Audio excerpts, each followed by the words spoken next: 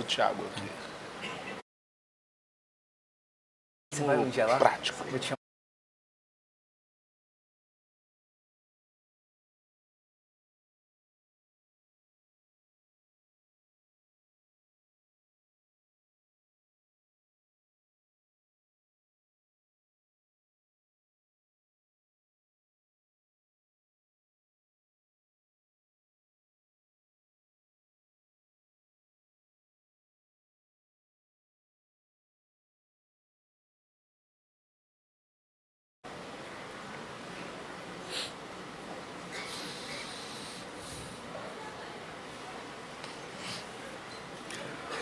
Muito bom dia, pessoal. Bom, sejam todos bem-vindos. Meu nome é Thiago Matos, eu sou advogado sanitarista, ativista. Criei recentemente, não tão recentemente, há uns 2 anos, um podcast chamado Idealismo Prático, onde eu costumo compartilhar algumas angústias relacionadas a políticas públicas de saúde. Eu tenho, para vocês também conhecerem um pouco mais, eu tenho alguns vínculos profissionais que talvez podem afetar um pouco da minha, né, um pouco das coisas que eu falo, que eu penso, certamente tudo isso afeta. Eu tenho relação com o Instituto Oncoguia, com a Sociedade Brasileira de Oncologia Clínica e com a Federação das Santas Casas e Hospitais Beneficentes do Estado de São Paulo. Hoje eu vou moderar uma mesa, que é uma mesa um pouco diferente. Como vocês estão vendo aqui, está todo mundo um pouco desconfortável, porque esses microfones na nossa cara, a gente mal consegue enxergar assim, o que está na nossa frente, mas isso aqui vai ser também transformado num podcast TJCC no ar. Então, para quem quiser acompanhar depois as discussões, refletir mais sobre elas ou compartilhar, vai estar disponível nos principais mecanismos aí de streaming, e é só procurar TJCC no ar. O objetivo dessa nossa discussão é refletir sobre o processo de incorporação de tecnologias e como que a gente, pensando e refletindo sobre esse processo, como é que a gente que ajustes que a gente pode fazer para poder viabilizar o efetivo acesso, porque é isso que no final das contas a gente quer, é isso que no final das contas, é para isso no final das contas que o processo serve, para poder garantir o efetivo acesso. Quando a gente fala em incorporação de tecnologias em saúde, é inevitável a gente pensar na Conitec, que é a Comissão Nacional de Avaliação de Incorporação de Tecnologias em Saúde no SUS. A Conitec ela foi criada em 2011 por uma lei. Ela começou mesmo a ter produção ali em 2012. Então, a gente tem aí mais ou menos 11 anos de criação da Conitec, de funcionamento da Conitec. E, ao longo desses anos, todos vocês que estão aqui, que já há bastante tempo acompanham as dificuldades, os desafios e os aprimoramentos das políticas públicas de saúde, têm visto a evolução desse modelo de acesso à incorporação de tecnologias. E todos que estão aqui na mesa, né, ainda mais diretamente, participam ou participaram de toda essa evolução. Para que uma tecnologia, então, seja, entre aspas, no rol de cobertura obrigatória do SUS, ela precisa passar por esse processo de avaliação da Conitec. Hoje ela é formada por 15 membros. São 15 membros que discutem em uma reunião mensal sobre as tecnologias que são demandadas. E, depois de um processo que deve demorar entre 180 dias e 270 dias, excepcionalmente, via de regra 180 dias, sai uma decisão de incorporação ou não daquela tecnologia. Após a decisão de incorporação da tecnologia, o Sistema Único de Saúde tem um prazo de 180 dias para garantir a efetiva oferta. O que significa, na prática, a efetiva oferta? Significa que a tecnologia incorporada tem que estar sendo oferecida ao paciente. Se for um medicamento, tem que estar no organismo do paciente. Se for um exame, tem que estar disponível para o paciente poder realizar aquele exame. Se for um programa, aquele programa tem que estar bem instituído. Então, é para isso que serve esse prazo de 180 dias. Esse prazo foi criado por um decreto federal que é assinado pelo presidente da República junto com o ministro do Estado da Saúde. Então, foi o próprio governo federal que estabeleceu esse prazo de 180 dias para ele mesmo poder oferecer aquela tecnologia que foi incorporada. Para discutir esse assunto, né, tanto um pouco o nosso processo de incorporação de tecnologias como o pós-incorporação de tecnologia, a gente tem aqui convidados muito especiais. A gente tem o Dr. Sandro Martins, que é médico oncologista. O Sandro foi coordenador da atenção especializada do Ministério da Saúde e atualmente é pesquisador da Fiocruz Brasília. Uma salva de palmas, por favor, para o Sandro. Temos também Eurico Correia, que é médico com formação em clínica médica e cardiologia, mestre em medicina farmacêutica pela Imperial College em Dublin República da Irlanda. Experiência profissional de 30 anos nas áreas médicas da indústria farmacêutica, concluído em 2018 como diretor médico da Pfizer Brasil. Atualmente, Eurico é consultor de gestão em saúde. Uma salva de palmas por Eurico. Temos também o Dr. Fernando Maia, que é médico sanitarista e coordenador geral da Política Nacional de Controle e Prevenção do Câncer do Ministério da Saúde. O Fernando, ele que é o primeiro coordenador da oncologia no Ministério da Saúde, porque foi uma coordenação criada agora esse ano, né? Então, e veio com muita expectativa por parte de todos nós, de ter realmente uma pessoa diretamente para se fazer uma interlocução sobre a oncologia no Ministério da Saúde. Então, Fernando, muito obrigado por estar aqui. Uma salva de palmas para ele, por favor.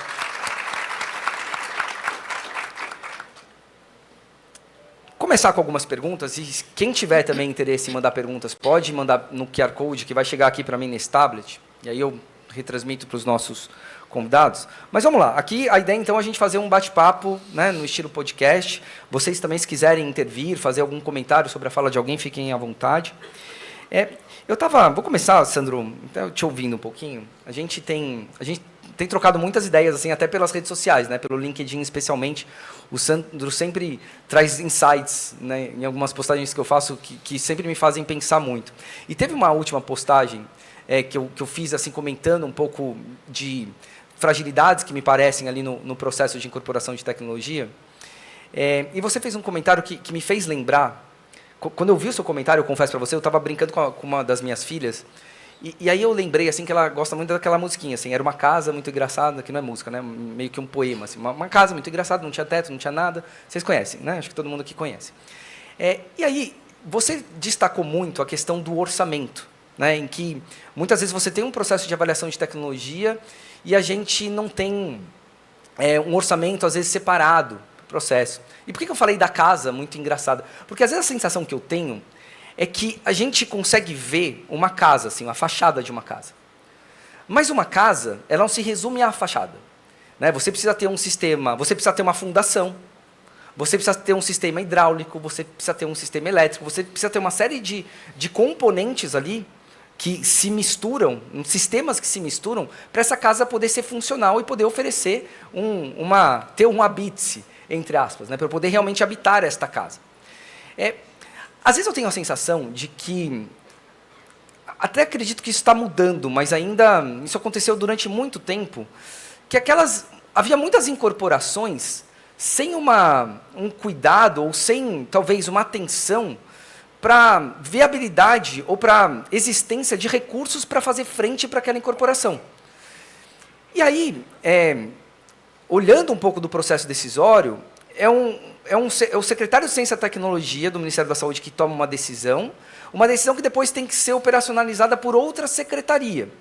E eu fico na dúvida, quando tomam a decisão, né, de incorporar a tecnologia no SUS, me parece que eles já deveriam avaliar não só se ela é efetiva, custo-efetiva, mas se há recurso para poder oferecer aquela tecnologia.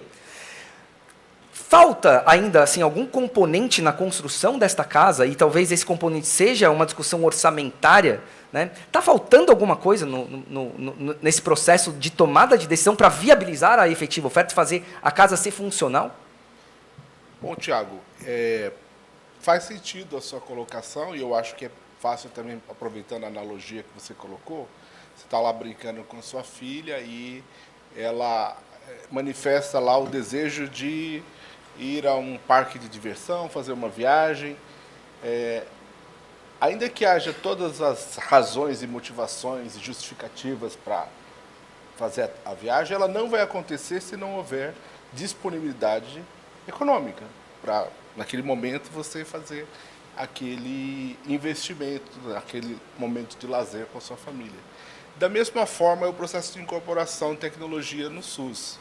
Eu tive o privilégio de ter acompanhado essas atividades da Conitec desde a época da CITEC, que é uma comissão liderada pelo Dr. Cláudio Mairovich, que antecedeu a Conitec no processo de fazer avaliações de tecnologia. E dentro da avaliação de tecnologia que a Conitec faz, um capítulo importante é o impacto orçamentário que essa tecnologia vai resultar no SUS, ou seja, todos discutem todos os aspectos envolvidos na incorporação inclusive quanto vai ser o investimento do sistema de saúde para aquilo ser disponibilizado. E uma vez que haja um consenso, hoje tem limiares de custo-efetividade, tem outros parâmetros que se usam para balizar essas decisões, mas uma vez que haja um consenso de que aquele investimento é importante para a sociedade, é um investimento necessário, adequado, há uma recomendação favorável para a incorporação do procedimento no sistema, que é depois ratificada pelo secretário. Só que há essa fragilidade. Você faz um investimento novo no sistema de saúde, que pode custar 10 milhões, 100 milhões, 200 milhões, o custo é variável, mas não há de imediato um aporte orçamentário extraordinário para o Ministério da Saúde fazer frente a essa nova despesa. Então é preciso rearranjar as alocações de recursos pré-existentes, e isso em consonância com estados e municípios, porque o Ministério da Saúde não age de maneira isolada no sistema, essas decisões são pactuadas, e recursos de algum programa, de alguma atividade, precisa ser direcionado para essa outra nova necessidade que não foi necessariamente planejada, porque não estava no horizonte de quem fez o orçamento no ano anterior. Então, essa situação faz com que cada incorporação estressa a capacidade do Ministério da Saúde de reorganizar suas finanças e fazer frente àquela nova necessidade. Eu acredito que essa fragilidade de falta de meios é parte da explicação pela qual a gente tem aí uma fila de produtos incorporados para diversas áreas, não só oncologia, e que aguardam uma materialização dessa oferta para a sociedade, como você colocou. Acho que quando você fala em materialização, e você citou a necessidade, às vezes, de você ter alguma pactuação entre estados, municípios. Na oncologia, a gente não tem visto esse modelo de pactuação pós-incorporação. Quando você vê outras tecnologias para outras patologias, existe até uma pactuação na CIT, quando vai entrar naquele modelo de assistência farmacêutica. Na oncologia, como o modelo é por procedimento, via de regra não tem nem discussão na CIT sobre esse assunto. E, em resumo, assim, é o Ministério da Saúde que acabou assumindo o dever de arcar com os custos disso. Até ele faz ali uma atualização, em alguns casos, de valor do procedimento, que às vezes não tem lastro com o valor da tecnologia.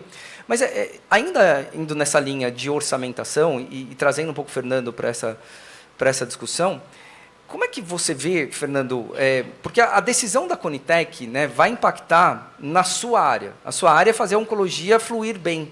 Sua coordenação enxerga toda a oncologia e o objetivo é fazer a política pública de oncologia fluir bem para o paciente.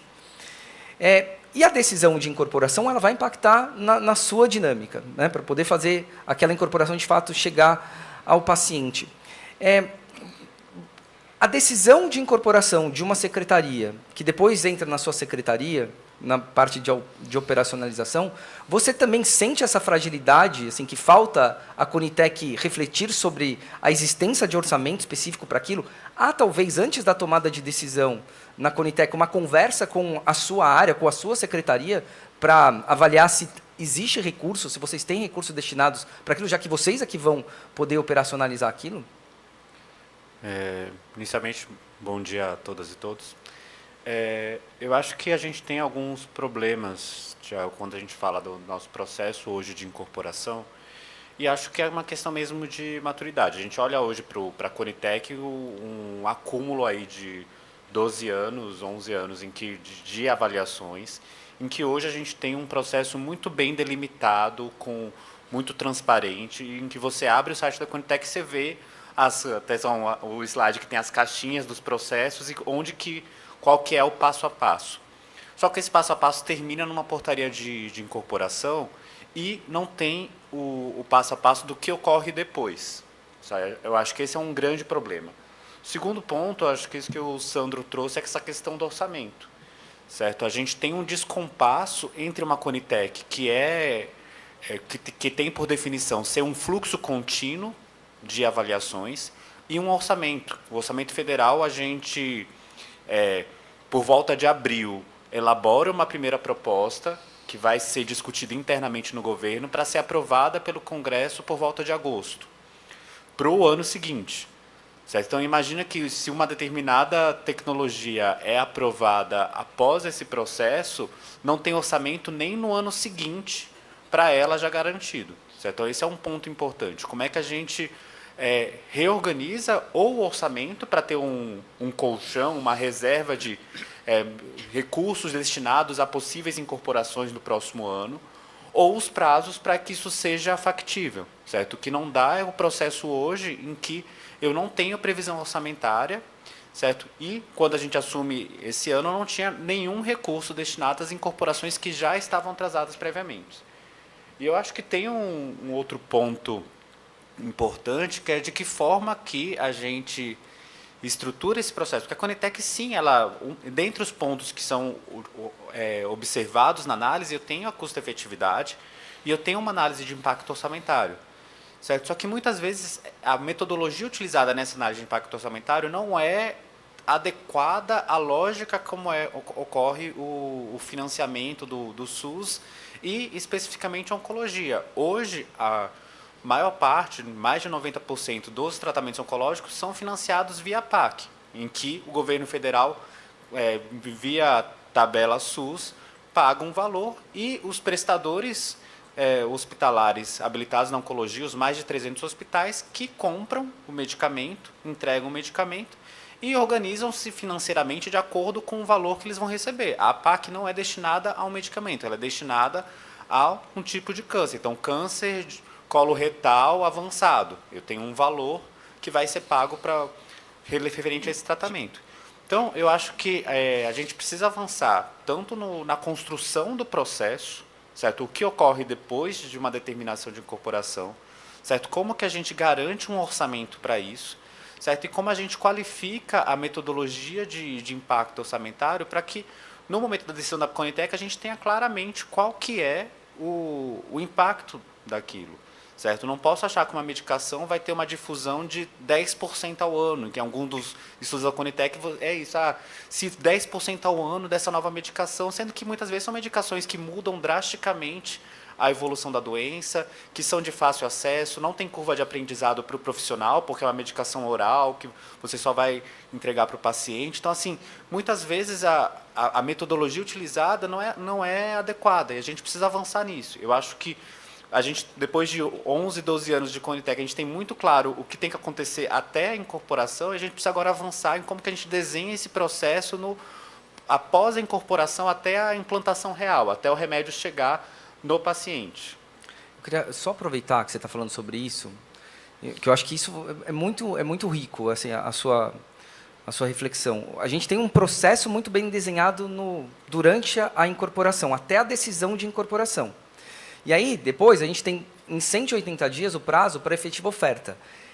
Esse momento entre a decisão de incorporação e a efetiva oferta não está desenhado. A gente fica só imaginando. Acho que cada um Nem tem é transparente. Ele não é transparente, e às vezes eu tenho a sensação, né, de que talvez nem quem vai operacionalizar sabe muito bem qual que é esse fluxo. Talvez você vai ter ali um entendimento de como é que é, mas a pessoa de outro departamento talvez tenha outro entendimento. Eu pelo menos fico um pouco com essa sensação. Nisso tudo, eu ainda acho que durante o processo ainda de incorporação, essa parte de ter recurso destinado, eu acho que ainda teria que ser no processo de incorporação, porque na hora que você tomou a decisão, se eu tomo a decisão, sei lá, de comprar alguma coisa para a minha vida doméstica, eu faço uma avaliação se eu tenho dinheiro, né, antes de decidir por incorporar. Ou então vou ter que fazer um financiamento, mas eu parto de uma premissa de que eu estou solvente para poder me comprometer com alguma coisa que eu vou ter mensalmente ali que pagar, ou em uma vez, enfim. E me parece que falta. Tem, como você falou, a análise do impacto orçamentário, mas não tem, assim, reservamos o dinheiro.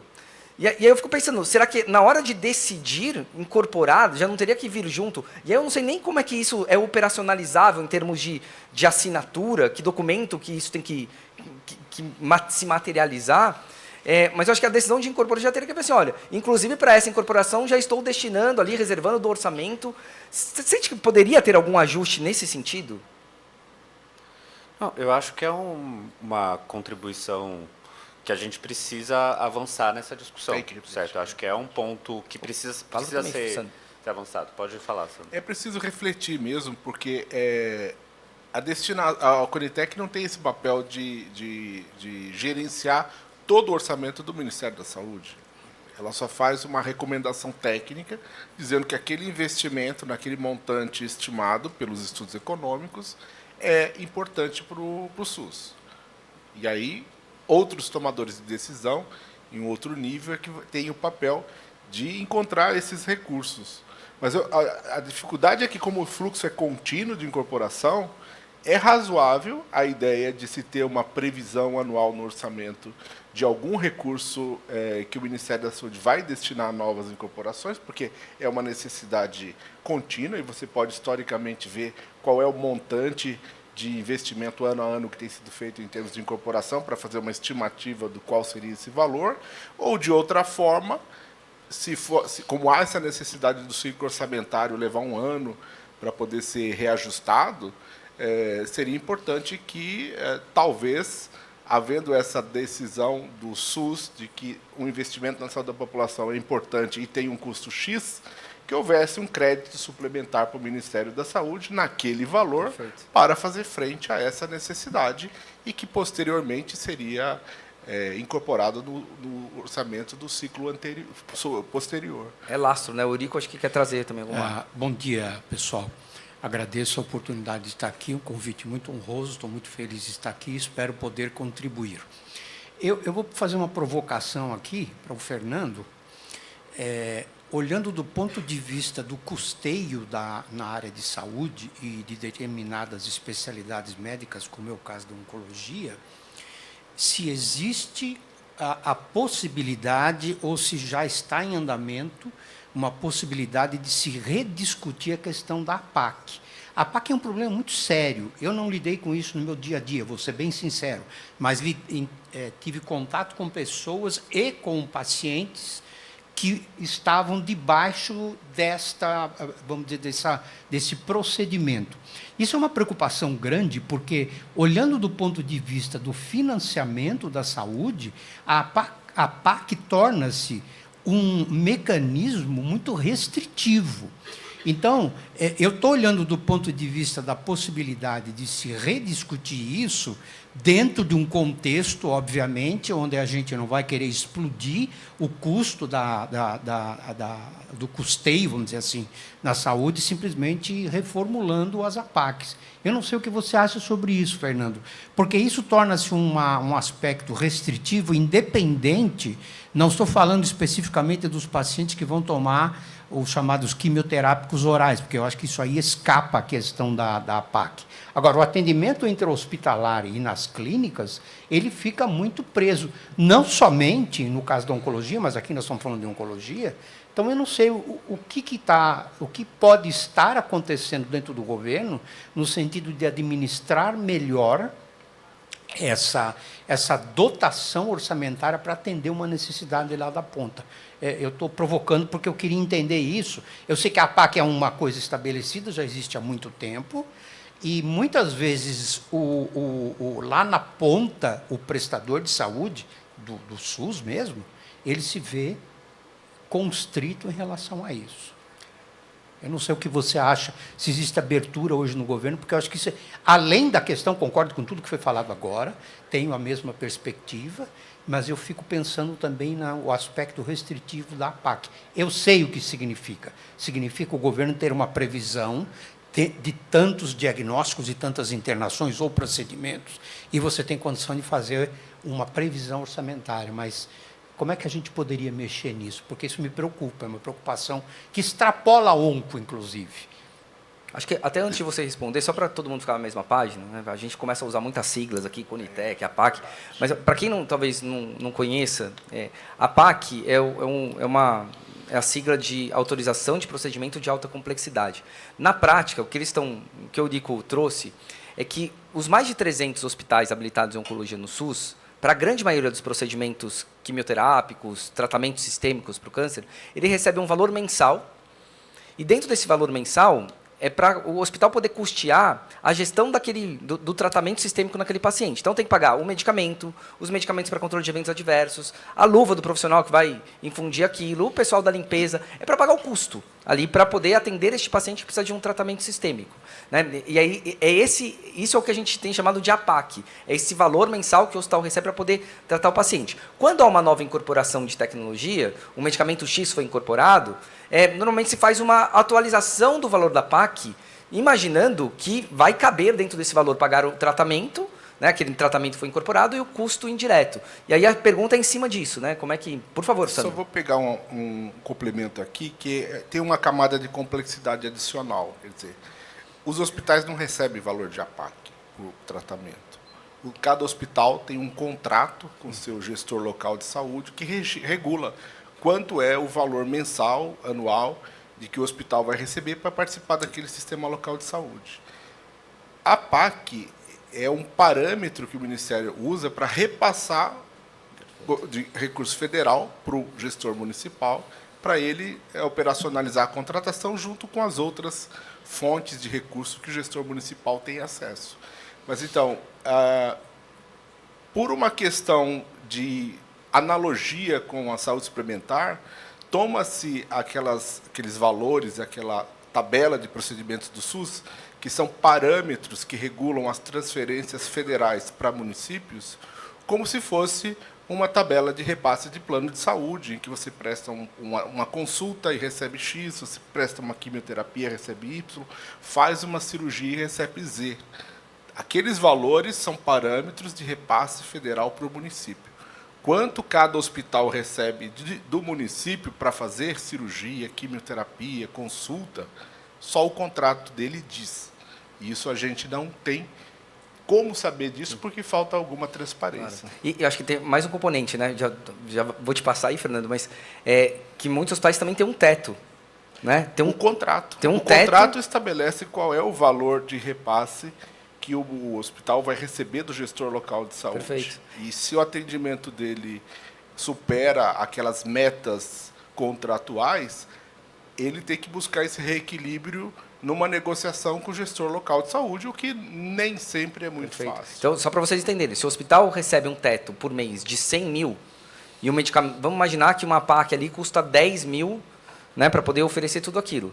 Se chegarem 10 pacientes com aquela PAC, 100 mil. Se chegarem 11, 110 mil. 12, 120 mil. Se ele só tem 100 mil de teto, mesmo que ele atender 12, 13, 15 pacientes, só vai receber os 100 mil. Então, ainda tem esse componente, né? Tem esse componente. Mas vai lá, Fernando, acho que faz comentário sobre o pergunta do Eurico. Eu acho que, primeiro, continuando no que o Sandro colocou, eu acho que é importante entender isso. O componente, quando a gente fala de tabela SUS de APAC, corresponde ao componente federal do financiamento, que é repassado para gestores estaduais e gestores municipais, para fazer o componente federal disso, certo? A gente tem componentes municipais e estaduais, eu acho que aqui em São Paulo é um dos estados em que a gente tem componente estadual para alguns tipos de câncer, complementando o valor da APAC, certo? E eu tenho outras formas de contrato, eu tenho contratos de gestão, eu tenho complementações por ser hospital de ensino, eu tenho contratos que envolvem outras coisas que aqueles hospitais fazem, que a maior parte dos nossos serviços eles não são exclusivos de câncer, então eles têm um contrato para fazer um pronto-socorro, para gerir, às vezes, uma UPA, para ter outras coisas. Então, assim, é muito complexo falar de financiamento e olhar só para a PAC. A gente tem vários outros componentes, como a isenção fiscal que os hospitais filantrópicos recebem, certo? Tem componentes aí relacionados a equipamentos que são doados via convênio do governo federal para hospitais filantrópicos ou hospitais públicos, certo? Então, assim, são muitos itens que tem que entrar. Mas falando especificamente da PAC, eu acho que a PAC, quando ela foi criada, a gente tem que sempre entender a história das coisas e como que isso funciona. Quando a PAC foi criada, ela queria dar uma autonomia aos hospitais, no sentido de possibilitar que cada hospital, de acordo com os protocolos próprios, com as relações, fizesse o melhor tratamento possível para aquele paciente e não amarrado a determinada droga. Lembrando que, quando a gente olha para esse contexto 20 anos atrás, a gente está falando de quimioterápicos tradicionais, certo? A gente está falando num contexto em que a variabilidade de custos era pouca, certo? Então, nesse contexto, ela fazia todo sentido e ela foi muito positiva. Só que o cenário mudou. A gente passou aí nos últimos 20, 15 anos um cenário em que houve o ingresso de diversas medicações, certo? Medicações de alto custo, medicações muitas vezes direcionadas a um público específico, então pessoas com determinada mutação ou pessoas com determinado tipo histológico, certo? Começou a ser muito mais fragmentado e com uma dificuldade de manter o modelo da PAC, certo? Quando eu olho em âmbito federal, e acho que esse é um ponto importante em que eu tenho muita divergência de como as coisas muitas vezes foram colocadas anteriormente, é que você pega assim, se 10% das pessoas com esse determinado tumor vão precisar o remédio que custa 10 mil, então eu só preciso reajustar o procedimento considerando que essa conta. Então, 1.000 pessoas usam remédio que custa R$100, dessas 1.000 pessoas, 10 usam o remédio que custa 10 mil, então eu somo tudo e divido pela coisa. Só que o case mix é diferente de cada serviço. Certo? Não tem como você olhar para uma conta Brasil e falar, não, a conta Brasil fechou, porque cada local vai ter, a Santa Casa do local vai ficar prejudicada se ela atender 3 pacientes que têm esse perfil diferente, porque ela atende 5 no mês.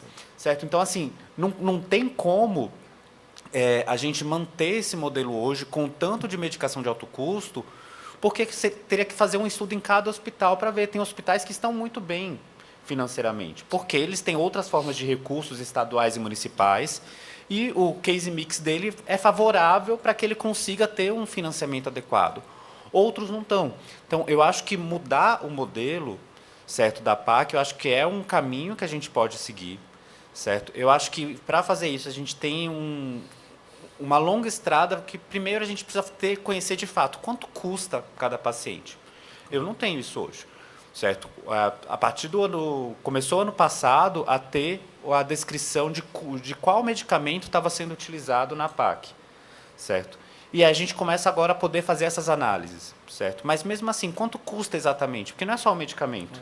Certo? Eu tenho as horas de enfermagem, eu tenho o leito, a poltrona que esse paciente está na químio, eu tenho os materiais que muitas vezes são mais caros até do que a medicação, dependendo do tipo de bomba, o tipo de equipo, certo? Então, assim, eu acho que a gente tem um movimento pela frente de fazer um estudo de custo real para entender quanto custa de fato para poder modificar o modelo, certo? Não dá apenas hoje para falar, não, tira a PAC e vamos fazer tudo compra centralizada, que seria um horror, certo? Imagine o Ministério ter que comprar todo tipo de medicamento que usa na oncologia, isso não seria viável em termos operacional, logístico, certo? Mas a gente tem que entender esses custos e eu acho que tem que pensar em cenários diferentes. Ao mesmo tempo, eu acho que, relacionando com a linha da mesa que a gente está falando de incorporação, se eu incorporo um medicamento que vai custar 70 mil por paciente, vai custar 500 mil por paciente, não faz sentido eu jogar isso para um prestador que, às vezes, o orçamento inteiro dele é de 1 milhão, ele arca, daqui a 3 meses ele recebe, ele não tem fluxo de caixa para fazer isso. Perfeito. Certo? A gente tem que pensar nesses diversos cenários e como que a gente estrutura isso. Mas eu acho que o processo, da forma como a coordenação tem pensado atualmente, é justamente da gente, nas novas incorporações, vincular muito mais claramente a um novo medicamento, a um novo produto. Então, esse procedimento é para isso daqui, não é para ser dado nenhum outro remédio ou nenhum outro medicamento. Certo? E, na sequência, eu acho que tem esse movimento de entender o custo para que a gente consiga, provavelmente, pensar um pacote básico, digamos assim, que envolve todos os medicamentos, custos de administração, custos de pessoal e o tratamento diferenciado para o remédio de alto custo, porque a conta nunca vai fechar se eu tentar jogar um remédio de alto custo dividido por uma população inteira. É mais difícil, inclusive, de ter equidade nesse processo, né? Talvez o que você está falando, para esse de alto custo, uma compra centralizada, a possibilidade de você ter equidade entre os serviços, já que eles vão receber o remédio diretamente, né, pode ser maior. Chegou uma pergunta aqui que eu acho que dialoga bem com isso e com a provocação do Eurico. A gente tem aí em tramitação no Congresso Nacional o PL 2952, que ele busca criar uma política nacional de prevenção e controle do câncer. Entre diversos aspectos que esse projeto traz, né, um projeto que traz não só esse assunto relacionado aos tratamentos sistêmicos, mas traz ali uma série de capítulos interessantes, mas tem um ali específico que faz um ajuste na legislação para meio que direcionar o Ministério da Saúde a essas duas alternativas, dando uma preferência para a compra centralizada, principalmente nessa situação como você falou, medicamento de alto custo, né, com uma pouca concorrência no mercado, etc. Como é que o Ministério da Saúde, aí também queria a opinião do Sandro, do Eurico, se, né, tiver também aí uma opinião sobre esse projeto de lei, esse projeto de lei ele pode ajudar até nessa construção desse processo pós-incorporação, como você bem trouxe? Porque, às vezes, a gente sabe também que, internamente, pode ter pessoas que pensam de um jeito numa secretaria, pessoas que pensam de outro jeito, e acaba ficando um negócio meio ali, olha, não vamos comprar essa briga agora, vamos deixar... Depois, às vezes, uma lei como essa, assim, fala assim, olha, não tem mais o que discutir, agora a gente só tem que cumprir a lei. Né? Queria um pouco da sua percepção sobre esse projeto de lei, e se do jeito que está redondinho, vai mais ajudar, né, vocês a trabalharem esse pós-incorporação, e um comentário geral também de vocês sobre esse texto. Eu acho que um ponto, primeiro, é que a gente esteve junto aí com a deputada Silvia Cristina, o deputado Wellington Prado, na discussão aí do projeto de lei, certo? Eu acho que um ponto, para mim, que é fundamental é que o projeto de lei inicialmente estava no texto original como tudo ser compra centralizada, e a gente discutiu com eles para a gente prever também a PAC. Porque eu acho que, pensando numa realidade Brasil, assim, compra centralizada de tudo seria inviável. A gente sabe as dificuldades que a gente tem em logísticas de programação, de organização do sistema de saúde para uma realidade de Brasil. Então, pensando só nos prestadores de oncologia, são mais de 300 prestadores distribuídos por todo o Brasil. Então, pensar em tudo ser compra centralizada, eu acho que é um equívoco, certo? E a gente conseguiu que mudasse isso no texto do projeto de lei para prever uma outra forma. Acho que o segundo ponto é deixar claro, assim, eu sou coordenador da Política Nacional de Prevenção e Controle do Câncer. É uma coordenação que é responsável pela formulação política da área da prevenção e controle do câncer, pelas questões técnicas sobre isso, toda a parte de fundamentos, certo? Mas não é uma coordenação com expertise ou vocação para fazer processos de compra, para fazer definições farmacêuticas, previsões, enfim. Ela não tem nada com esse dentro do seu escopo, dentro das suas responsabilidades. Dentro do Ministério, a gente tem a Secretaria de Ciência, Tecnologia e do Complexo Industrial da Saúde, a SECTICS, que é a secretaria onde fica o Departamento da Ciência Farmacêutica, que é hoje o departamento que é responsável pelas compras das medicações que são compra centralizada em oncologia. Certo? Então, um debate de compra centralizada, eu acho que eles são um ator fundamental, porque são eles que hoje vivem os problemas e as questões relacionadas a uma compra centralizada, certo? A gente tem um cenário hoje com algumas medicações, muitas vezes com dificuldade de acesso, ou mesmo com intermitência no acesso, porque uma compra federal, ela é uma compra que o tempo médio aí é algo em torno de 1 ano entre o primeiro movimento de quero comprar até o remédio chegar no hospital, certo? Então, a gente tem que entender que a compra centralizada ela é um processo de médio prazo aí, que não vai resolver as coisas rapidamente, não vai ser a solução para tudo. Mas eu acho que ela tem que ser, e aí é uma opinião muito pessoal, assim, eu acho que é uma saída para remédios de alto custo, para remédios que a gente tem dificuldade de encontrar no mercado nacional, certo? E a gente tem hoje várias medicações em que são baratas demais e a indústria simplesmente desistiu de fabricar no Brasil ou desistiu de importar, certo? Eu tenho medicamentos que a gente quer a compra centralizada, porque vai fazer parte do desenvolvimento produtivo nacional. Eu vou fazer uma parceria com um laboratório público, ou mesmo com um laboratório privado, com fábrica no Brasil, e esses laboratórios, para fazer esse investimento, eles precisam de uma previsibilidade. Eu não vou fazer um investimento de uma planta fabril se eu não tenho uma previsibilidade de quanto eu vou receber ao longo do tempo. Certo? Então, eu acho que é uma discussão que eu acho que o projeto de lei traz para a gente essa responsabilidade enquanto Ministério de olhar para isso e definir. Então, hoje, as medicações que são compra centralizada, eu não tenho claramente qual foi o motivo, certo?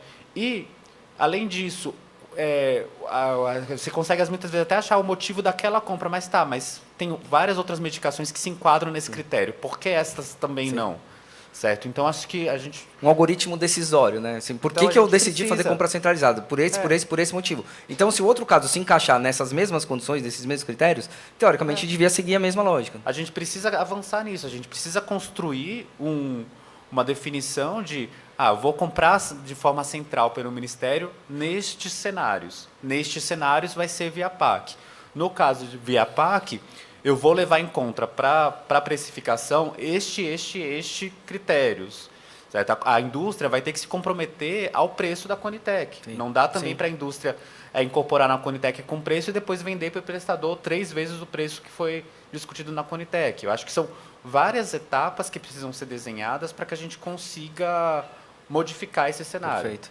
Acho que isso é até interessante, porque nas últimas reuniões da Conitec, né, eu percebi pelo menos esse cuidado da comissão de falar para o demandante, falar assim, olha, a princípio, a forma como esse tratamento vai ser disponibilizado vai ser pelo modelo de assistência oncológica, que é o modelo APAC. Então, assim, hoje o cenário é esse. Via de regra, é modelo APAC. Então, não adianta você me apresentar um valor para compra centralizada, porque eu não vou fazer essa compra centralizada. Não é assim que funciona. Então, assim, já me apresente um valor e assine um compromisso aqui de que você vai manter este valor teto, independentemente se a Santa Casa do interior de São Paulo vai comprar, se um hospital filantrópico mais rico que existe no planeta vai comprar, o máximo vai ser esse preço. É como se fosse uma negociação centralizada de preços. Eu acho que isso ajuda um pouco nesse racional, né? Tem uma pergunta que chegou aqui, porque eu acho que o seu trabalho nesse momento é pensar, né, na regra que vai valer a partir de agora, mas também resolver, é uma gestão de crise de um monte de tecnologia que foi incorporada ao longo dos últimos anos e que ainda não chegam no paciente. Chegam em alguns lugares, alguns hospitais que suplementam, etc. e tal. E tem uma lista, assim, até, né, tem um posicionamento que a SBOC, que ela, uma tabelinha com todos os medicamentos que foram incorporados nesse modelo de APAC. Eu queria que você compartilhasse um pouco para a gente como é que está sendo o seu trabalho, né, em termos nessa gestão da crise, do passivo. Você está olhando tecnologia por tecnologia, tentando estabelecer um critério, né, para cada categoria de tecnologia e encaminhando o assunto. Conta um pouco como é que está esse seu trabalho de gerenciamento dessas tecnologias que foram incorporadas e que ainda não tem um valor da PAC compatível, né? Acho que para o pessoal entender, pelo menos internamente ali, como é que está sendo o seu processo decisório, ainda que a gente não tenha um desenho muito bem definido ainda. Então, assim, o que a gente tem feito na coordenação? A gente tem pegado essas medicações que a gente está atrasado. Então, a prioridade tem sido as que nunca foi feita a incorporação. Nunca teve uma portaria da SAES definindo a incorporação. Definindo o valor da PAC, né? Isso. Porque a incorporação já tem a portaria de incorporação, mas não tem a atualização do valor da PAC. Isso, e aí a gente está trabalhando uma por uma, a gente tem uma equipe reduzida, então o processo ele não é com tanta agilidade, certo? Mas a gente tem pegado uma por uma e estudado para construir um novo procedimento, tem sido a nossa preferência, e esse novo procedimento considerando tudo que é necessário para essa nova medicação.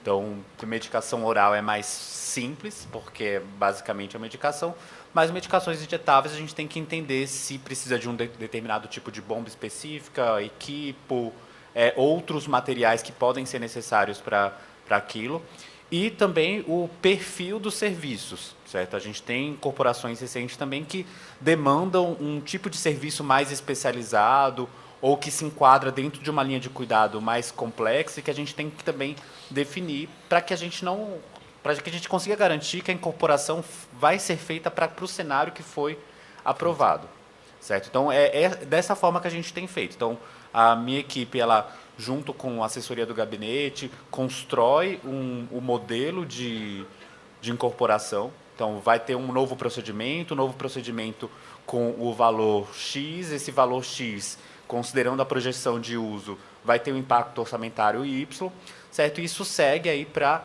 aprovação dentro do cronograma da secretaria para definir se vai ter o recurso orçamentário, que hoje esse é o meu grande gargalo. Então, assim, eu tenho medicações que eu já consegui concluir o estudo técnico, só que eu não tenho ainda um recurso orçamentário para poder garantir a publicação de uma nova portaria com esse novo procedimento, com os valores e tudo isso. Essa conclusão que você diz, já concluiu o estudo técnico, envolve inclusive chamar os laboratórios e verificar se eles ainda mantêm aquela proposta que foi apresentada pela Conitec, que muitas vezes foi uma proposta para compra centralizada, né? Aí você já busca um compromisso formal deles de manter aquilo. Sim, não só esses compromissos, como eventualmente outros. A gente teve uma experiência recente que a gente, na conversa com os nossos parceiros, descobriu que o laboratório fornecia no setor privado outras coisas além do medicamento. Então, junto com o medicamento, eu forneço alguns insumos. A gente chamou eles e falou, vocês vão fornecer para o SUS também? Então, vocês colocam uma carta comprometendo esse fornecimento para o SUS, para que a gente consiga ter um cálculo orçamentário muito claro e muito transparente do que foi levado em conta.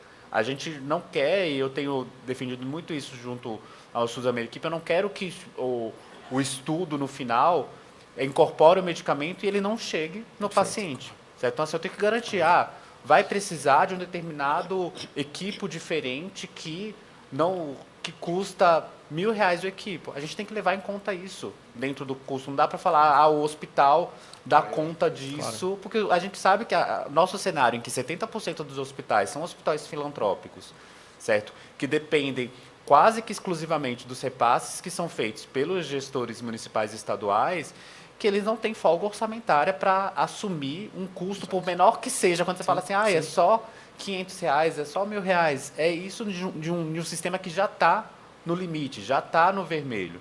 Né? Então, a gente tem buscado o mais próximo possível da realidade, aí ouvindo muito parceiros, conversando com médicos, equipe de enfermagem, equipe farmacêutica de locais que já fazem os medicamentos pelo setor privado, para entender, é isso mesmo, tem mais alguma coisa?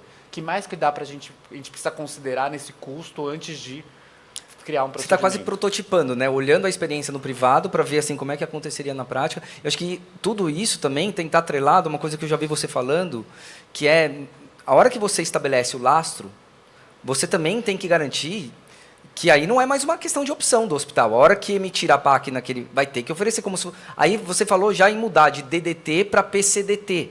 Né? Para quem não sabe, DDT, Diretrizes Diagnósticas e Terapêuticas, a princípio é só uma diretriz para o hospital e ele faz aquilo se ele quer fazer. Ele pode ter outro protocolo.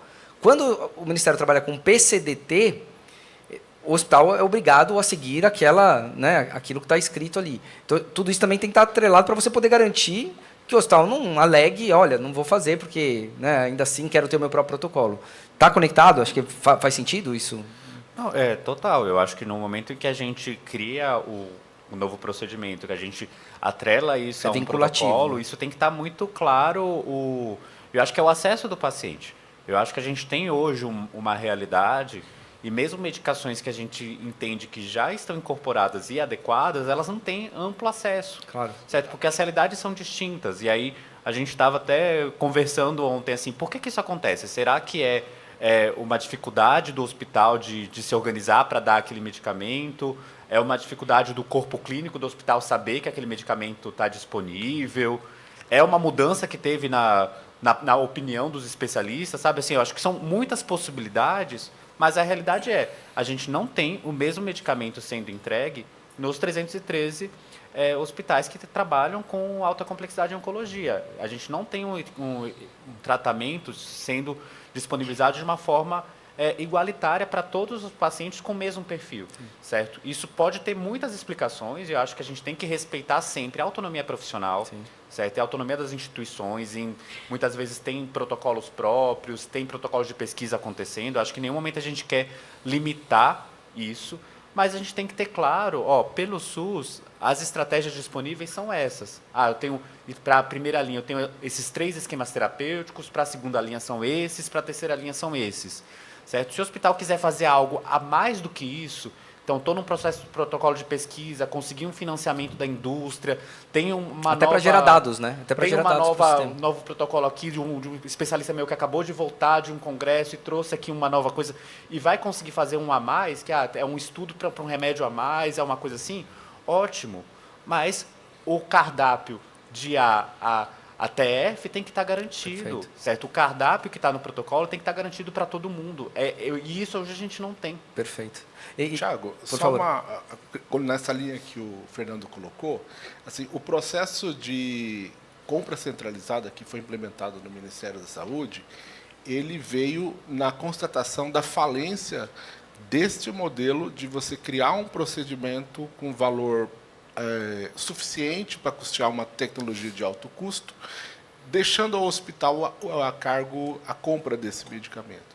O que se verificou? Uma iniquidade no acesso. Por quê? Porque o hospital filantrópico privado tem um nível de negociação com laboratórios muito mais ágil e diferente do que um hospital público. Então, 30% da rede é pública, depende dos seus orçamentos, tem que fazer licitações, processos de outra compras. realidade ainda, né? E todo o processo de compra de insumos, medicamento não é diferente, vai ter diferença se você compra pequenos volumes, um hospital pequeno que atende 2, 3 pacientes, ou grandes volumes, você atende o Brasil inteiro.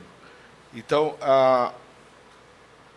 o fato de você ter um procedimento de alto custo que os pacientes não estavam tendo acesso na ponta e judicializando o Ministério da Saúde para poder custear o tratamento que já estava incorporado, porque de fato não estava havendo acesso,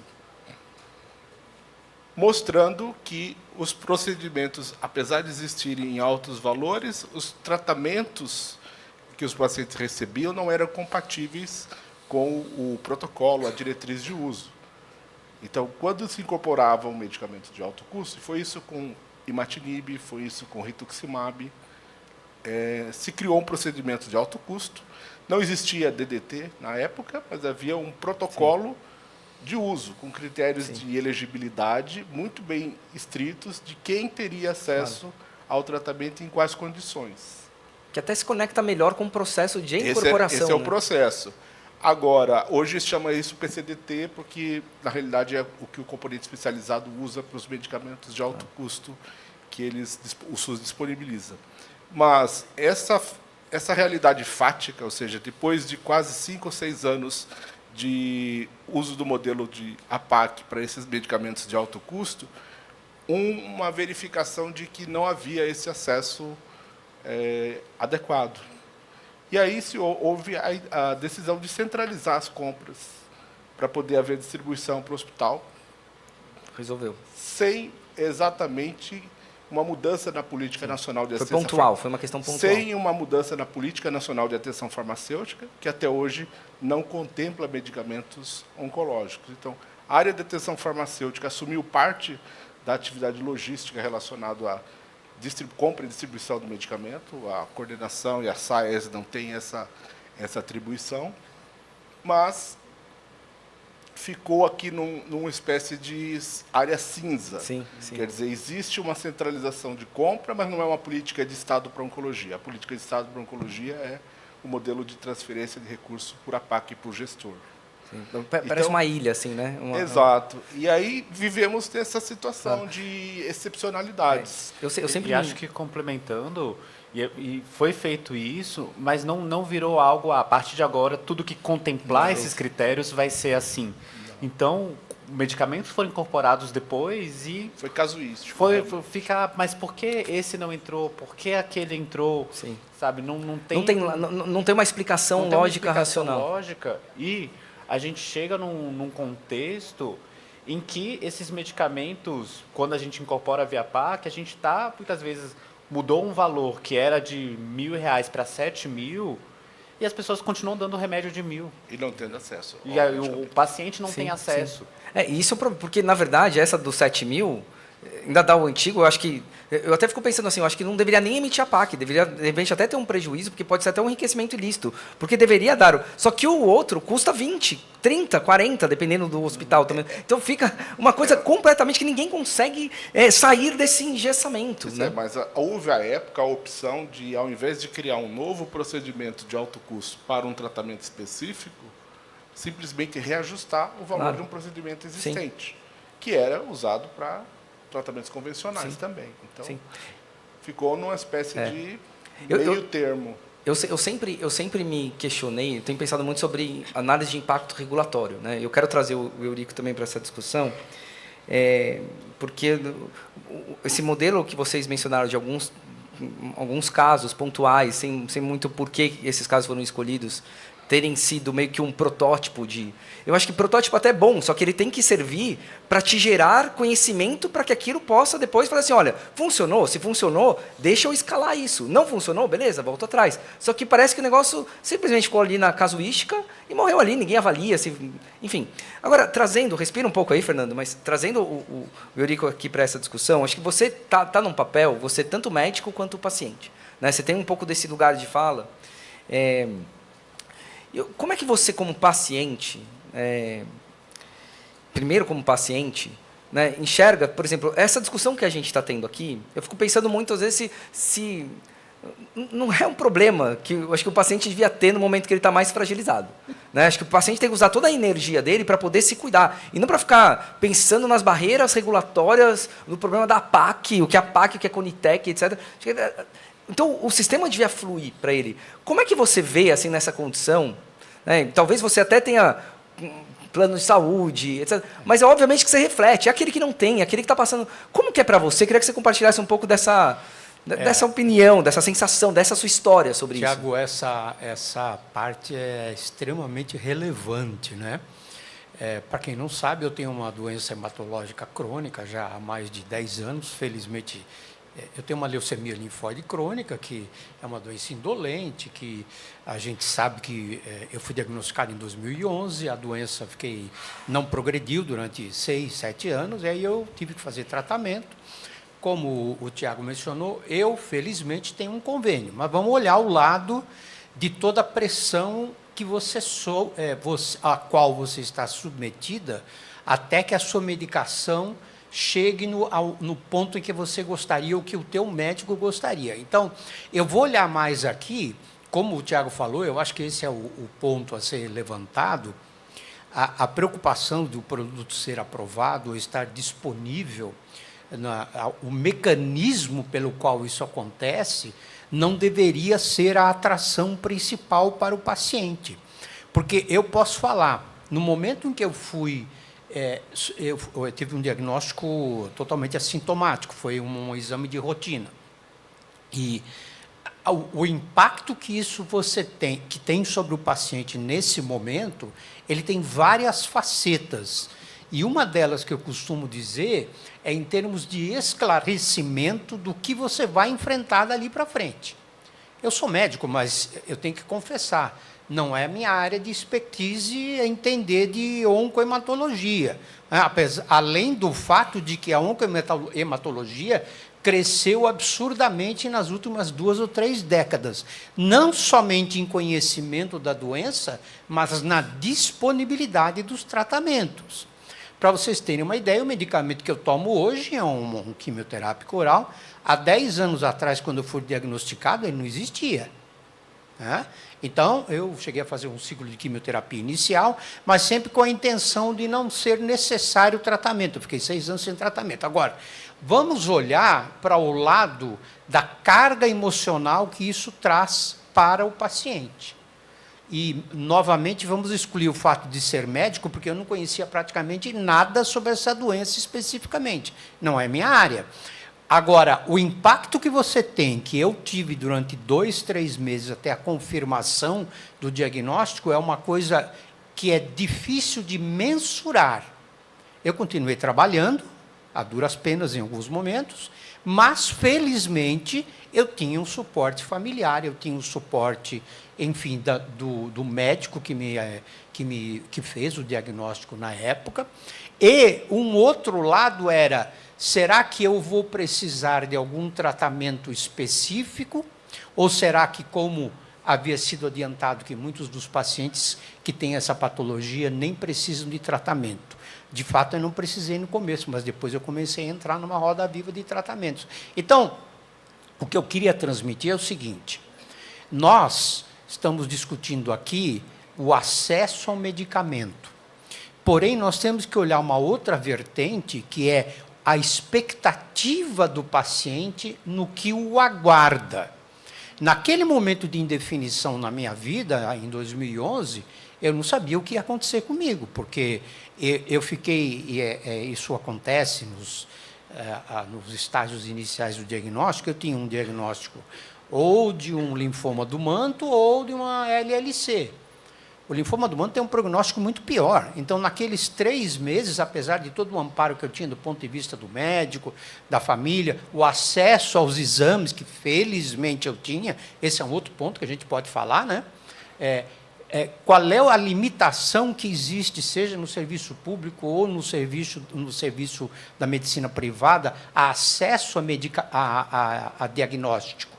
Isso é um ponto angustiante. Então, o que eu estou tentando trazer aqui não é o lado nem como médico, nem o lado de ter ou não disponibilidade de tratamento, mas é a angústia que você passa como um possível paciente. Melhor, você já tem, você vai ter que fazer alguma coisa, independente de ser tratamento ou não. No meu caso, eu tive 6 anos sem precisar de tratamento, mas tudo que isso afeta na sua vida, não só do ponto de vista pessoal, mas as pessoas que estão ao seu entorno, profissionalmente, e eu fico imaginando as pessoas que têm que esperar 3, 4, 5, 6 meses para ter acesso ao medicamento. Eu passei um pouco disso numa virada em que eu tive em 2019, que eu tive que mudar o medicamento que eu utilizava. Eu tive uma reação adversa cardiovascular na época, e a decisão do meu médico foi simplesmente trocar o medicamento. Então, este medicamento que eu tomo hoje, que eu já tomo há 4 anos e meio, ele não existia, ele tinha acabado de ser lançado no Brasil. Eu fui o primeiro paciente no Brasil a tomar esse medicamento. Claro, eu me considero um privilegiado por ter um convênio que fez isso. Mas dentro da minha cabeça e do meu coração é o seguinte: e as pessoas que não têm a mesma possibilidade? Então, essa discussão de acesso, ela é extremamente importante. E quando a gente fala de oncologia e fala de câncer, eu não gosto muito dessa palavra, porque ela se tornou, no jargão, uma espécie de guarda-chuva para um monte de doenças que não são iguais, absolutamente. Nessa doença que eu tenho, tem 3, 4, 5 subtipos. Eu, felizmente, não tenho um subtipo mais agressivo. Agora, até para vocês terem uma ideia, no processo de tratamento e de diagnóstico, chegou um momento que a indefinição do diagnóstico final tornou-se também um ponto de preocupação, depois de muito tempo que eu já estava diagnosticado. Então, a complexidade que a gente vive é isso que o Fernando mostrou, que eu acho extremamente importante, que a gente está discutindo aqui, como esclarecer o paciente acerca de tudo isso. Será que só isso vai diminuir a angústia? Não necessariamente, né? Mas conhecimento, informação, significa você ter na sua mão poder. Isso já é uma frase meio batida, né? Conhecimento é poder. Você ter o conhecimento, você ter uma certeza da sua expectativa e ter um alinhamento da expectativa que foi fornecida com a realidade é extremamente importante. Então, a minha experiência, eu compartilho abertamente com quem quer que seja, ela foi tremendamente traumática em 2 pontos principais. Até o teu diagnóstico. É claro que todo o período que você passa onde não precisa do tratamento, você fica sempre naquela expectativa, mas é mais light, você não está tomando, não está dependendo de um remédio especificamente, até o momento que, numa segunda etapa, eu precisei trocar de medicamento. Então, de novo, vamos transpor isso para uma situação mais ampla da população, que não é a minha especificamente por causa de eu ter um convênio, eu sou um privilegiado em relação a isso, porém, é preciso levar em conta que outras pessoas, e eu tive um caso específico, num determinado momento, eu recebi uma ligação do meu médico dizendo se eu tinha alguma sobra do medicamento que eu estava tomando, que não é um medicamento incorporado pelo SUS. Eu falei, eu tenho alguma coisa assim. Por quê? Porque tinha um paciente numa situação muito mais complexa, sendo atendido por um outro hematologista, que precisava, naquele momento, pelo menos iniciar o tratamento enquanto não chegasse o que havia sido solicitado pelas vias legais, né? Eu falei, eu tenho, sim. Eu peguei um número X de cápsulas e entreguei para eles. porque eu sabia que eu ia receber mais no medicamento. No fim, o paciente acabou me devolvendo depois, porque ele obteve, felizmente. Mas esse tipo de coisa é o drama do dia a dia, né? Independente de eu ter medicação hoje suficiente para tomar como eu necessito, esse é o drama de outras pessoas. Então, nesse momento que eu pude ajudar, eu me senti extremamente alegre de poder fazer isso. Então, Fábio... Tiago. Desculpe. O Fábio é mais bonito. Cadê o Fábio? Eu estava falando com o Fábio quando cheguei aqui. A minha intenção, eu participo desse grupo de trabalho da Abrale com uma convicção de que a minha experiência foi de aprender sobre a doença. Foi mais fácil? Não sei se foi por eu ser médico, não, porque a hematologia, a oncohemato é um negócio extremamente complexo, mas você acaba aprendendo. E o lado, como paciente, entendendo todo o drama que está relacionado com isso, eu acredito que ajuda muito a gente a entender quais são os obstáculos, os benefícios, o que tem que ser vencido e o que a boa intenção, isso a gente precisa ter na cabeça. As pessoas que estão envolvidas nisso, o Fernando, o Ministério da Saúde, nós temos que crer nas boas intenções dessas pessoas, de que elas, de fato, e hoje aqui eu estou vendo uma comprovação visível disso, de que existe, de fato, uma preocupação. A complexidade do problema é que, muitas vezes, é maior do que a gente esperava. Total. Você sabe que você traz essa palavra drama, e eu acho que é uma palavra muito precisa mesmo para a gente fazer uma leitura, porque realmente a gente vive hoje um sistema de castas sanitárias, né? Um apartheid sanitário. Dentro do próprio Sistema Único de Saúde, você tem, como o Fernando falou, mais de 300 hospitais habilitados em oncologia, cada um pode ter o seu próprio protocolo. E, assim, a gente não tem controle sobre o que cada um está fazendo, e a gente sabe, por vários estudos, que os protocolos são muito diferentes, né? Então, pessoas recebendo um protocolo que pode gerar pelo menos estatisticamente falando, uma expectativa de vida muito maior, talvez até uma cura. E outros que não vão ter essa possibilidade pelo seu CEP. É uma coisa que não tem nenhuma explicação racional. Ninguém pode achar normal isso, né? Acho que esse é o primeiro ponto que talvez a sociedade tenha que sempre se questionar. A gente está achando normal coisas que jamais poderiam ser consideradas normais e começar a se incomodar cada vez mais. Eu acho que o Fernando traz muito esse desconforto, né, do próprio Ministério. Acho que esse é o principal... o principal oxigênio também que a gente tem de, cara, que bom, porque reconhecer o problema é o primeiro passo para você poder gerar algum tipo de... Sabe o que eu acho também, Tiago? É o seguinte, a gente precisa ter mais oportunidades como sociedade civil, e aí eu vejo com muito bons olhos tudo que é feito pelas organizações de pacientes. Eu mesmo me beneficiei num determinado momento, antes de estar trabalhando ou participando do grupo de trabalho, eu recebi informações de um manual que a Abrale preparou sobre os benefícios de um paciente com câncer. Eu fui atrás de um benefício que eu tinha, que eu nem sabia. Numa das sessões de quimioterapia que eu estava fazendo, na instituição, tinha lá, e falei, bom, eu vou ler isso aqui e vamos ver.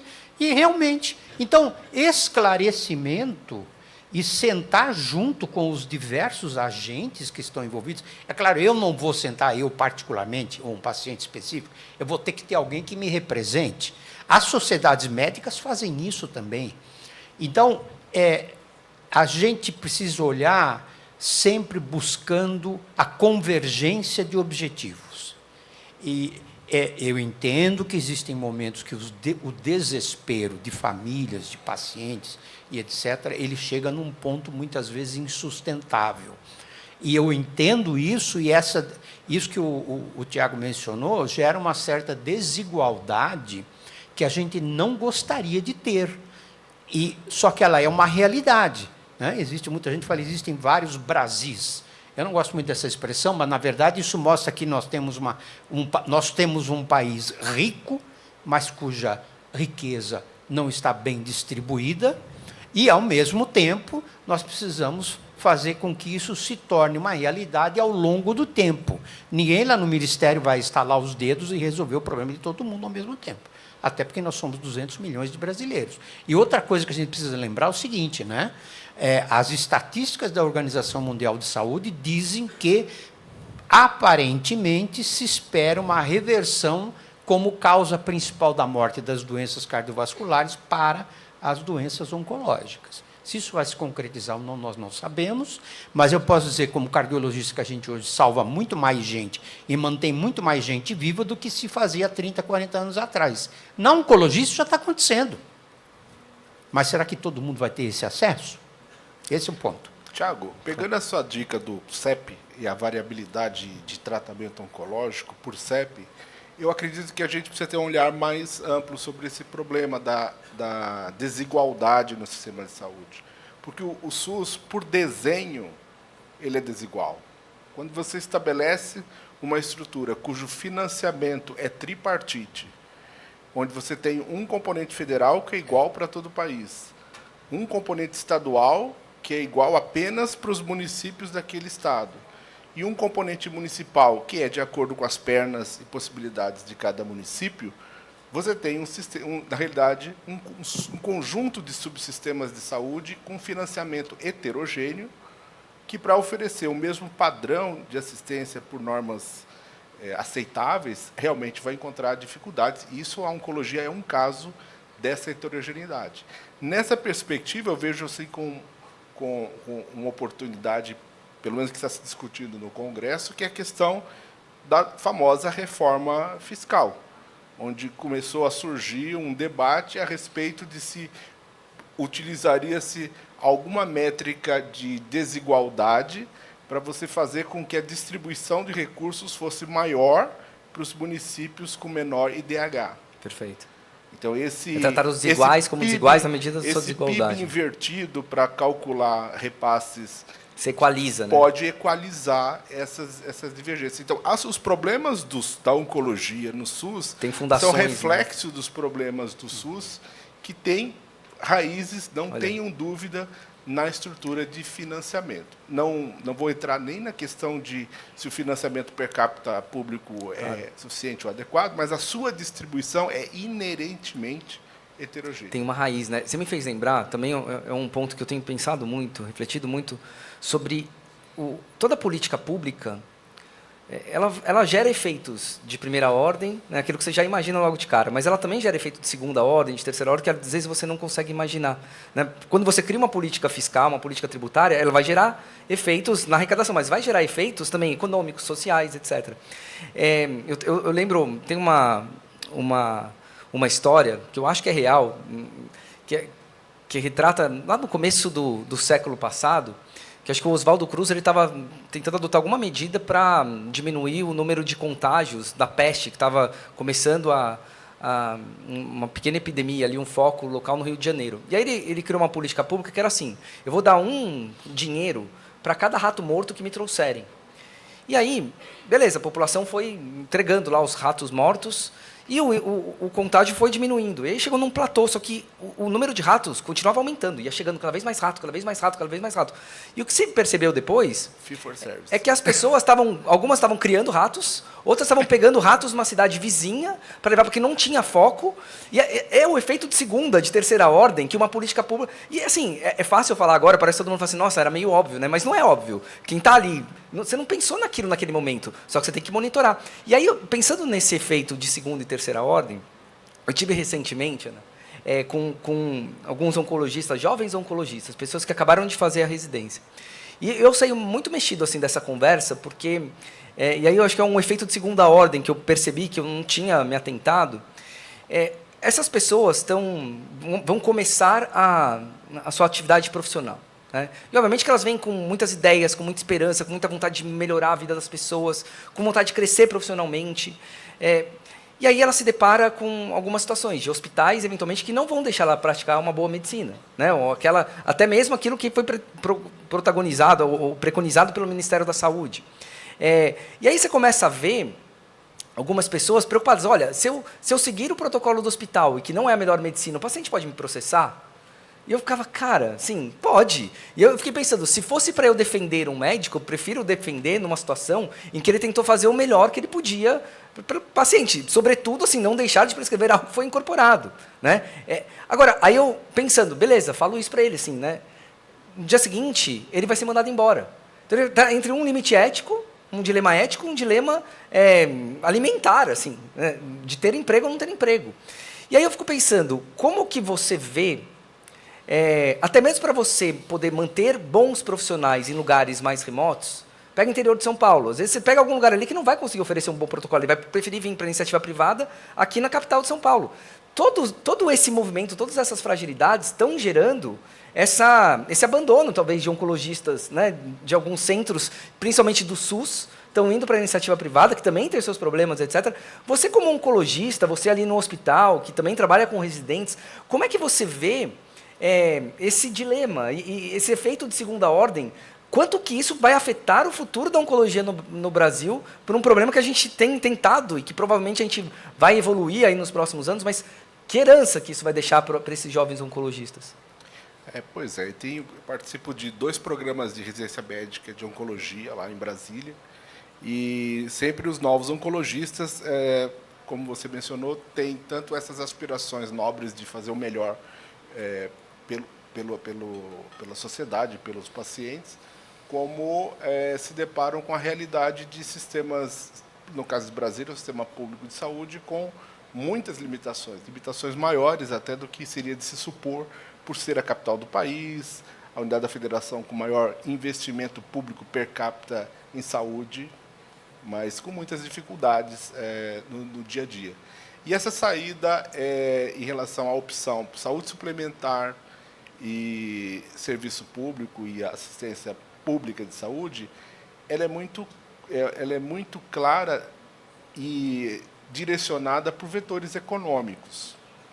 E o incentivo financeiro hoje, dentro da oncologia, está para a atuação na saúde suplementar. Daí você tem um número grande de oncologistas.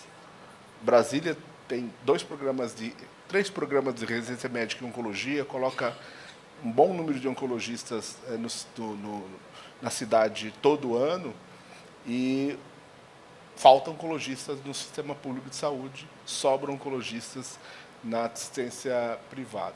Essa competição entre saúde suplementar e saúde pública, com diferentes vetores econômicos, ela tem uma solução que realmente é da área da economia, talvez até transcende muito essa opção profissional.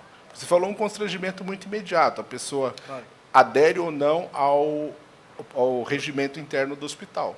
Isso é uma regra geral. O Hospital das Clínicas de São Paulo tem um regimento pelo qual os médicos que atuam no Hospital das Clínicas de São Paulo observam as padronizações de medicamentos do hospital. Então, é uma condição para você trabalhar na instituição. Isso é aceito à medida que o duro é quando essa condição, assim, ela não observa, inclusive, aquilo que foi incorporado. Sim. Né? Não é só o hospital ou o médico achando que aquela tecnologia é boa. É o sistema de saúde dizendo Sim. categoricamente que é boa e é para dar. Que não é disponível e que você tem o paciente, e, em última análise, a sua responsabilidade individual é com o paciente. Né? Mas é um dilema, né? Eu até vi alguns médicos que eu perguntava assim, a pessoa faz uma faculdade, sei lá, em Ribeirão Preto, é de Ribeirão Preto, a família dela está em Ribeirão Preto, e seria legal ela poder continuar em Ribeirão Preto, para poder oferecer para a sua cidade, e ela não quer ficar mais em Ribeirão Preto. E talvez se tivesse, claro, tem outros fatores, esse não é um, mas é um também, que vai impactar nessa escolha. Né? A gente está chegando aqui para o final, vou passar também uma rodada, me pediram, já deixei você respirar um pouquinho, Fernando, mas chegou uma pergunta aqui, um pouco na linha do que a gente pode esperar, né, de próximos passos aí para aqueles tratamentos que já foram incorporados e que estão aí dependendo de uma definição. Se vai ter aumento do valor, se vai ter compra centralizada. Se você pudesse, talvez, relacionar para a gente quais que estão mais avançados, né? Acho que desses que estão avançados, o que está faltando? Está faltando assinatura de quem? É do secretário da SAES, né? Outros, você está também preparando um documento, assim, né? Qual que é a expectativa que esse documento que vai depois para quem vai separar o orçamento, quando que você conclui isso? Acho que é uma certa ansiedade em relação a prazo. Eu sei que é difícil para você estabelecer prazo, mas o que você consegue adiantar para a gente, só para as pessoas terem mais ideia desse processo que formalmente não existe, desse desenho que não existe, mas um pouco dessa sua experiência prática, poder materializar um pouco do desenho.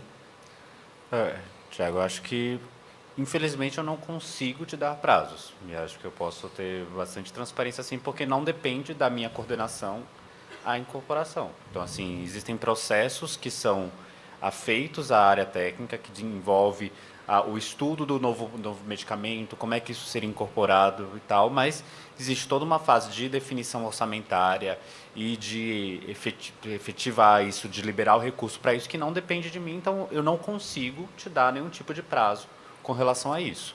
Eu acho que, aproveitar já que está terminando assim, acho que uma mensagem que eu acho que é importante a gente colocar é que recursos sempre vão ser escassos.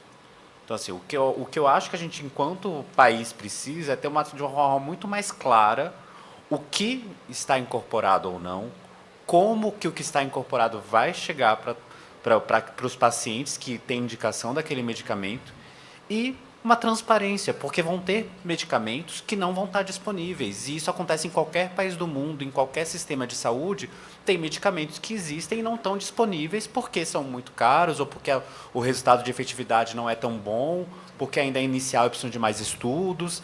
Enfim, então acho que a gente precisa entender que isso vai acontecer. O que eu acho que a gente falta hoje é transparência e critérios mais claros para a gente saber o que está ou não disponível e o que não está, por que não está. Acho que o recado que você deixa também, né? Acho que até pensando assim, se você pudesse dar uma sugestão, se você estivesse no lugar do advocate, eu acho que você lutaria para ter essa transparência e para ter esses critérios mais claros. Acho que fica também uma sugestão para a gente refletir, né? Lutar realmente, talvez focar buscar aí do Ministério, não é só o seu departamento, obviamente, talvez não seja o seu departamento que menos vai ter que ser pressionado nesse sentido, mas que precisa ter algum tipo de critério. Sandro e Eurico, queria ouvir um pouco também de vocês aí, um recado, e eu quero que vocês deixassem também um pouco dessa mensagem, né? Porque todo mundo aqui é cidadão e todo mundo também, quem entende, quem estuda, tem sugestões de melhorias, né? E às vezes a gente tem muitas ideias, são muitos problemas, mas você tem ali aquela sugestão que talvez vai gerar o maior efeito, aquela lei de Pareto mesmo. Então, assim, um pouco do que vocês acham que as pessoas teriam que se concentrar em comprometer os tomadores de decisão nesse momento? Então, Tiago, eu tenho uma mensagem final, se é que eu posso dizer isso. Primeiro, um testemunho meu pessoal. Eu, como paciente, aprendi muito a valorizar o drama das outras pessoas que estão em situação semelhante, inclusive dentro da minha família, mas independente de ser da minha família ou não. Você, como médico, muitas vezes você racionaliza e esquece que existe um outro lado. Então, eu aprendi isso como portador dessa patologia. E o que eu digo, eu olho para o lado médico, mas também para o lado da população como um todo.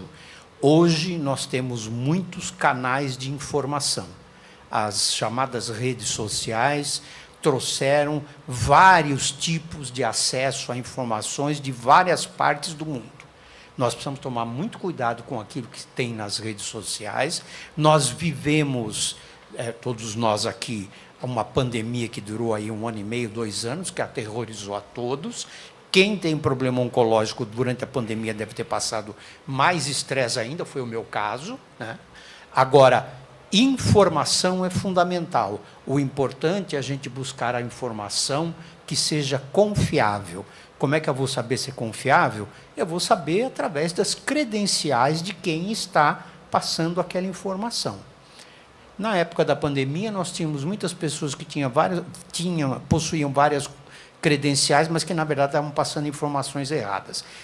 Na área de oncologia, existe muita coisa alternativa. Eu não sou contra a medicina alternativa, mas é bom a gente decidir qual é o tipo de critério que a gente vai utilizar para saber se aquilo, de fato, tem valor do ponto de vista de tratamento e de prognóstico. Então, a minha mensagem, Tiago, é essa daí. nós, como população, devemos estar mais bem informados, e aí inclui saber tudo o que está por trás da perspectiva da doença que eu tenho naquele momento. E o ponto fundamental é o seguinte: sempre existe alguma esperança para a gente levar adiante. Então, nós não podemos transformar e não devemos permitir que outras pessoas, na medida do possível, se considerem pessoas que têm um determinado tipo de destino já definido porque tiveram um diagnóstico oncológico. Eu acho que isso é uma das coisas mais importantes que a gente pode trazer. Eu gosto muito dessa sua fala, me lembra muito o slogan da Abrale, né, que é 100% de esforço quando existe 1% de esperança. Cara, eu acho isso toca, né, arrepia, assim, só de lembrar. O problema disso, desculpa, só uma coisa. O problema disso daí, Tiago, é o seguinte, é que existe muito de uma ideia difundida que é o seguinte: eu tenho diagnóstico dessa doença, deixar a natureza agir. Ok, uma decisão da pessoa. Mas, por outro lado, a medicina tem tanto a oferecer que a gente deve buscar preservar a nossa vida, que eu considero como um dom de Deus, a gente deve olhar para isso como um aspecto prioritário na nossa vida. Perfeito. Sandrão? Bom, eu acredito que a gente tem que ter, como sociedade, um compromisso com da efetividade das políticas que nos propomos a fazer. Então, tem um princípio de que é muito útil, que é de quem dá uma missão, precisa dar os meios para aquela missão ser cumprida. Então, nós temos uma lei que define a forma de se fazer a incorporação no SUS. Temos agora um projeto de política nacional de câncer legislativo que sugere maneiras de acesso a medicamentos oncológicos. Agora, é preciso dar os meios. É preciso dizer de onde vai sair o recurso, como vai sair o recurso para aquela necessidade nova que deverá ser atendida pelo sistema de saúde. Então, quem dá a missão, Congresso Nacional, eles podem fazer isso dando os meios para que isso se materialize. Esse acho que para fechar aqui também, acho que esse é um ponto que todos, em algum momento, vão ter que se debruçar mais, né, sobre essa discussão, sobre como é que se constrói as leis orçamentárias. Eu até, para quem tiver interesse, no Senado, eles têm um sistema de EAD, de ensino à distância, e eles criaram um curso, eu achei super interessante, é um curso de orçamento público avançado. É bom ser avançado porque é bem profundo, assim, mas até é básico para quem quiser. Eu acho que vale a pena. A gente vai ter que ajudar a ter lastro. E se não tem lastro no orçamento passado, a gente vai ter que buscar uma orçamentação suplementar. Mas a gente tem pouco essa... Não é uma coisa simples, né? É uma coisa complexa, um entendimento que a gente não aprende na faculdade, nem de direito, nem de medicina, nem de... Enfim, e eu acho que é algo que a gente vai precisar se aprofundar mais. Pessoal, gostaria de pedir uma salva de palmas para os nossos convidados. E agradecer demais vocês. Eu acho que os últimos recados aqui... Me embananei todo aqui no... Mas alguém pode me avisar que horas que a gente volta aqui, só para... 1 hora, ó, tá aqui, ó. Muito obrigado por esta importante e rica troca de conhecimentos. Nosso painel fica por aqui. A partir das 13 horas começam as palestras satélites. Pessoal, muito obrigado mais uma vez pela presença de todos.